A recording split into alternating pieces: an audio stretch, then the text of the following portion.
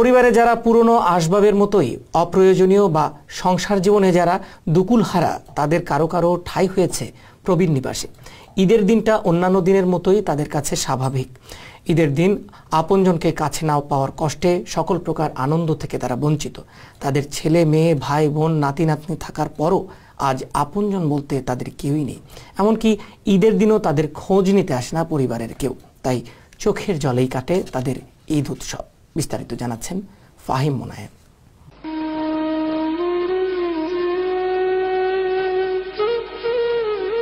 বিলায়েত হোসেন দীর্ঘজীবন প্রকৌশলীর চাকরি করেছেন। আজ জীবন নাটকের শেষ অঙ্কে এসে বৃদ্ধাশ্রমে শেষ আশ্রয়। পরিবারে 4 মেয়ে, নেই কোনো ছেলে সন্তান। স্ত্রীও গত হয়ে গেছে বেশ কয়েক বছর আগে।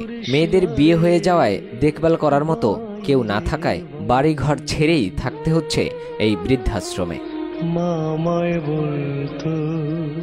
তারপরে বিবির ঘরে আল্লাহ দেওয়া 4টা কন্যা সন্তান দিয়েছে, তারা আছে দুনিয়াতে। বিলায়েত হোসেনের মতো আরো অনেক বয়োবৃদ্ধ মানুষের দিন কাটে আগারগাঁয়ে এই প্রবীণ হিতৈষী সংঘে। সকাল থেকে সন্ধ্যা, কেউ বা পত্রিকা পড়ে, কেউ বারান্দায় বসে, এ যেন বিরতিহীন প্রিয় মুখটির অপেক্ষা। আবু তৈয়ব বিপিডব্লিউতে চাকরি করেছেন। জাহাঙ্গীর হোসেন প্রকৌশলী হিসেবে চাকরি করেছেন বিদ্যুৎ উন্নয়ন বোর্ডে। তাদের মতো আরও অনেকে, ছেলে মেয়ে সব রয়েছে, তারপরও ভাগ্যের নির্মম পরিহাস। বহু কষ্টে গড়া সুখের ঘরে নিজের স্থানটাই শূন্য। তাদের শেষ সম্বল দিয়ে আশ্রয় নিয়েছেন বৃদ্ধাশ্রমে।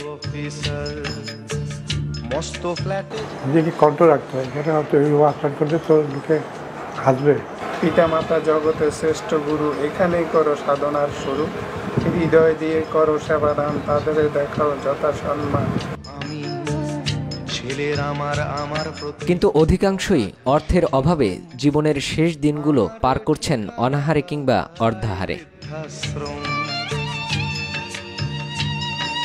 তাদের প্রশ্নগুলো প্রবলভাবে তীরের মতো এসে বিধে যখন ঈদের আনন্দ উল্লাসে মেতে ওঠে গোটা দুনিয়া। কিন্তু এই বৃদ্ধাশ্রমে রয়ে যায় একই দৃশ্য। বৃদ্ধাশ্রমের বাসিন্দাদের কাছে ঈদের আনন্দ বলতে সন্তানকে এক মুহূর্তের জন্য কাছে পাওয়ায় সবচেয়ে বড় ঈদ উপহার। পুরনো ফ্ল্যাটে রাখা যায় না আমার ব্যবহারের সেই আলমারি আর আয়না। কাউন্টারে যাই, সিস্টারদের সঙ্গে 2-1টা ডাক্তার নিয়ে সঙ্গে বাপ আছে, ওখানে যাই, ওটা চা করে আমাদের ফোন করে সবজি শিগগির সব ঠান্ডা হয়ে যাবে, যাই, এইগুলো করি করে দিন কোনো রকম কাটে। ছেলে সন্তান নিয়ে ঈদ করা যায় কত বড় আনন্দ। স্বামী স্ত্রী আর ছেলে মেয়ে আছে, ছেলে মেয়ে বউ সকলে ঈদ করা, হইয়াল্লা করা, ছেলে মেয়েদের আরো আপনার পোষানো, খুব আনন্দে কাটে।